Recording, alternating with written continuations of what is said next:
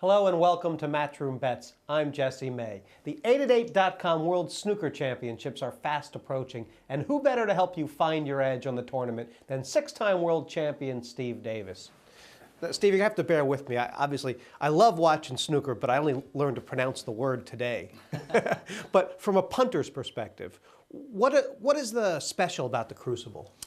It's a 17-day tournament. The matches are very long. You've got to be prepared to win it. Mentally, you've got to be very strong. A marathon more than a sprint. And therefore, you're looking at the players that are mentally strong. Now, they can change from year to year, and it's very difficult to identify who are the mentally strong coming into it. And that's hopefully my job here this afternoon. Well, like, as class versus form, as for this tournament, which is class a lot more important than recent form?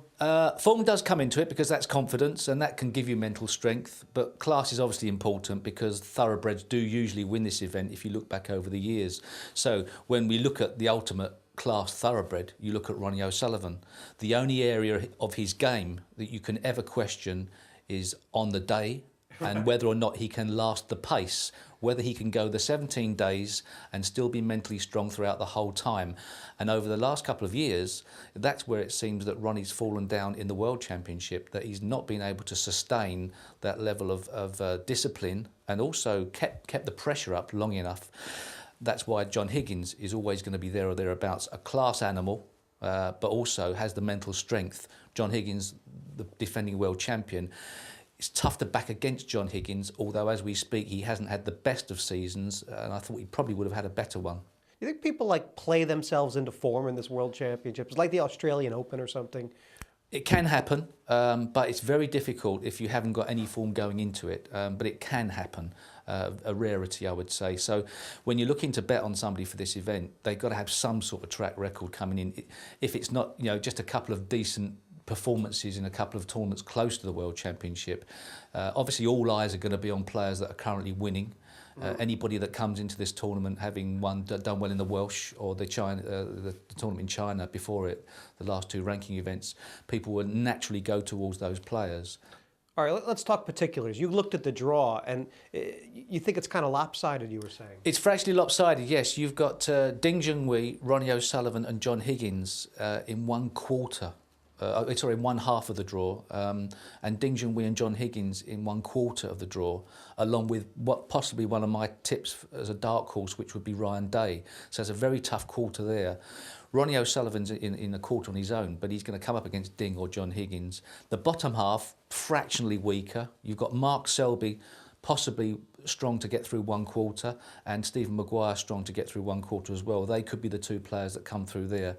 And when we're looking at Mark Selby, his performance in the Masters, his performance in last year's World Championship where he got to the final, he's 10-1, and there's a lot of money going to be going on Mark Selby. He looked the real deal in the Masters.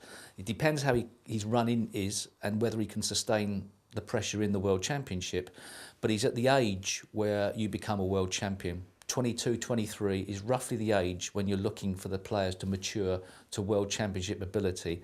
Mark Selby's 24 years old. It could be his year. He could have timed his run perfectly. So he's not a flash in the pan? I don't think the performance he put in the Masters is a flash in the pan at all. He's got a great balance of a game. He's got everything going for him tactically, aggression, break building, composure, temperament. He's got everything in place. It's just whether he can go the final step and win it, and that's of course the big question. But at 10-1, he's pretty short. He's a pretty short price. Well, Ding Junhui is also 10-1. I've been watching him a lot. He always looks like he's asleep at the table. Has he got jet lag or? He hasn't got the best body language around the table, and sometimes he looks fed up around there, as if he's sort of mentally switched off. I think that's just his way. Catch Ding on a good day. Unbeatable nearly, perhaps only a Ronnie O'Sullivan or John Higgins. He's as good as his price reflects. He is, but the question mark is whether or not, he's never done very well in the World Championship at all. He's nowhere near a course and distance even competitor yet in the world. Whether or not he can sustain it there, I don't know yet. He's 20 years old. Top players mature for the world. Nobody's ever won it under 22. I think Stephen Hendry, John Higgins, Alex Higgins, Stephen Hendry. So you're looking at a player at 20, that would be phenomenal. He may need a couple more years yet to mature. It wouldn't be a surprise if he won it, but I'm not absolutely sure that he's nailed on like people believe him yet to win the world. Give him 2 more years, 3 years, then all of a sudden he's going to definitely win it because he's going to improve as well. But leave him out this year, in my opinion. Leave him out this year, perhaps next, but not this year. So you've given us some players to leave out. Who do you like to punt right now? If you're looking for the total outsider, I've mentioned his name. I think Ryan Day is an exceptional player. I'm not sure he's in a tough part of the draw. Should he sort of hit form?